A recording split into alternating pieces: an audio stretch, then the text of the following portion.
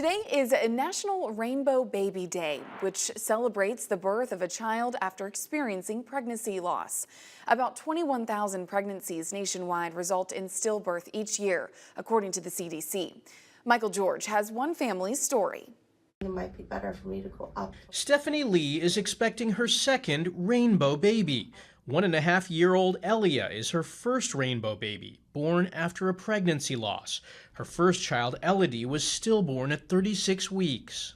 It's something your brain just never fathoms could be an option. And so we entered the lost parent community after we lost our daughter. Actually, my daughter. Stephanie is at the Mount Sinai Rainbow Clinic for women who have experienced stillbirth, providing quality care and psychological support during future pregnancies. To understand the etiology of the patient's past stillbirth history or perinatal loss, and then put a plan into place to prevent future stillbirth, because history of a stillbirth is one of the leading risk factors for stillbirth in a future pregnancy.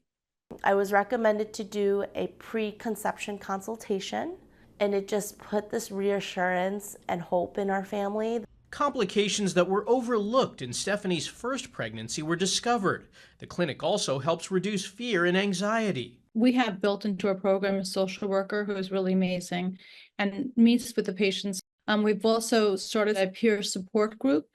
I think also advocating when you're pregnant to have access to frequent monitoring is so important. Our patients know that if they're concerned at any time that they can come in and have an ultrasound. Every single team member at the clinic is sensitive to the fact that this is a hopeful but scary journey.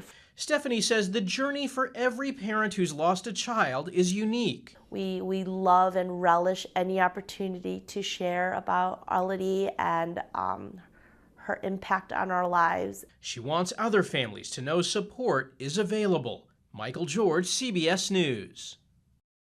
The Rainbow Clinic model started in the UK, and Mount Sinai's was the first in the US. Two others have just launched, one in New York and one in Utah.